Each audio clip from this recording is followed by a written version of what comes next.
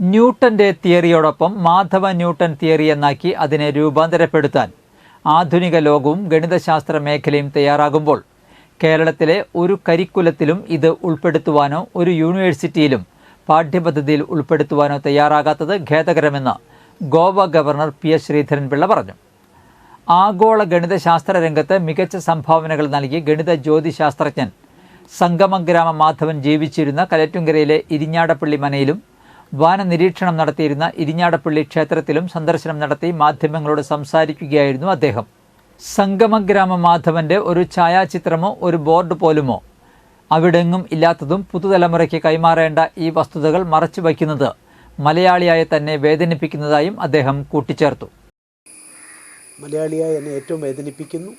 ഏതായാലും ഇക്കാര്യത്തിൽ കേന്ദ്ര സംവിധാനം ഉണർന്ന് പ്രവർത്തിക്കുന്നു. അതുകൊണ്ടാണ് ഇതിന് മുൻകൈ എടുത്ത കോളേജിലെ പ്രിൻസിപ്പലിനെയും അതിനുവേണ്ടി പുസ്തകം എഴുതിയ മലയാള വിഭാഗത്തിൻ്റെ ലിറ്റി ജോണിനെയും ലിറ്റി ചാക്കോയെയും അവിടേക്ക് വിളിച്ചിരിക്കുകയാണ്.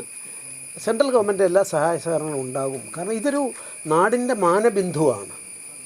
ന്യൂട്ടന് 3 ശതാബ്ദങ്ങൾക്ക് മുമ്പ് ന്യൂട്ടൻ കണ്ടുപിടിച്ച തിയറിയെ സംബന്ധിച്ചിടത്തോളം ഗണിതശാസ്ത്രത്തിൽ മാത്രമല്ല വാനനിരീക്ഷണ മേഖലയിലും അപ്പോൾ ഇത് ഇത്ര ആധികാരികമായിട്ടുണ്ടെന്ന് എല്ലാവരും അംഗീകരിക്കുമ്പോൾ എന്തേ നമ്മുടെ കരിക്കുലത്തിൽ അത് വന്നില്ല? ഞാനാരെയും ഞാൻ എൻ്റെ സ്വഭാവം വിമർശിക്കലല്ല, അതുകൊണ്ട് ഞാനാരെയും പഴിക്കുന്നില്ല, വിമർശിക്കുന്നില്ല. ദൗർഭാഗ്യകരമാണ് സ്ഥിതിയെന്ന് കേരളത്തിലെ ഉന്നത വിദ്യാഭ്യാസ മേഖലയിൽപ്പെട്ടവരോട് പോലും ഞാൻ പറയാൻ ആഗ്രഹിക്കുന്നു. ഇത്രയും ക്രൂരത പാടില്ല.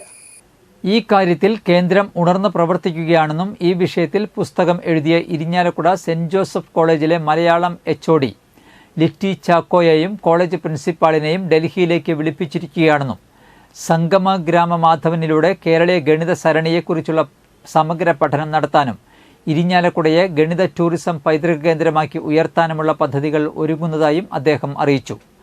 സെൻറ് ജോസഫ് കോളേജ് തയ്യാറാക്കിയ 2 പ്രബന്ധങ്ങൾ ഗവർണർ നേരിട്ട് പ്രധാനമന്ത്രിക്ക് സമർപ്പിക്കുമെന്നും കോളേജിന്റെ നേതൃത്വത്തിൽ അന്താരാഷ്ട്ര നിലവാരത്തിലുള്ള 2 സെന്ററുകൾ വരുമെന്നാണ് പ്രത്യാശിക്കുന്നതെന്നും ഗവർണർ പറഞ്ഞു. കാൽക്കുലസിന്റെ അടിത്തറ പാകിയത് 14-ാം നൂറ്റാണ്ടിൽ ജീവിച്ച മാധവനാണ്.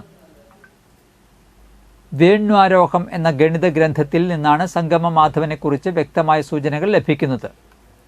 താൽക്കാലിക സ്ഥാനത്തിന്റെ മൂല്യത്തിന്റെ അടിസ്ഥാനത്തിൽ ചന്ദ്രന്റെ കൃത്യമായ സ്ഥാനവും ആകൃതിയും കണക്കുകൂട്ടാനുള്ള സങ്കേതം വിവരിച്ചിരിക്കുന്ന ഈ ഗ്രന്ഥം മാത്രമാണ് ധാരാളം ഗണിതശാസ്ത്ര ഗ്രന്ഥങ്ങൾ രചിച്ചിട്ടുണ്ടെന്ന് പറയുന്ന മാധവന്റേതായി ഇന്ന് ലഭ്യമായിട്ടുള്ളത്.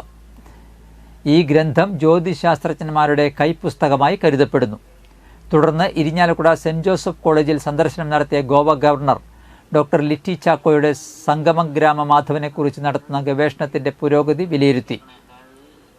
ഗവർണർ ശ്രീധരൻപിള്ള രചിച്ച വാമന വൃക്ഷകല എന്ന പുസ്തകത്തിൽ നിന്നും പ്രചോദനം ഉൾക്കൊണ്ട് കോളേജിലെ ബോട്ടണി വിഭാഗം അധ്യാപിക ഡോക്ടർ TV ബിനു തയ്യാറാക്കിയ ഗവേഷണ പ്രബന്ധത്തെപ്പറ്റിയും ചർച്ച നടത്തി.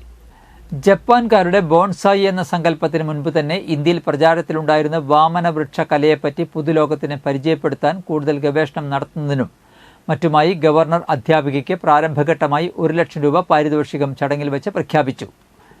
BJP നേതാവ് ബിപിൻ പാറമേക്കാട്ടിൽ, കൊച്ചിൻ സർവകലാശാല മുൻ അംഗം ടോണി റാഫേൽ തുടങ്ങിയവർ ഗവർണറെ അനുഗമിച്ചു.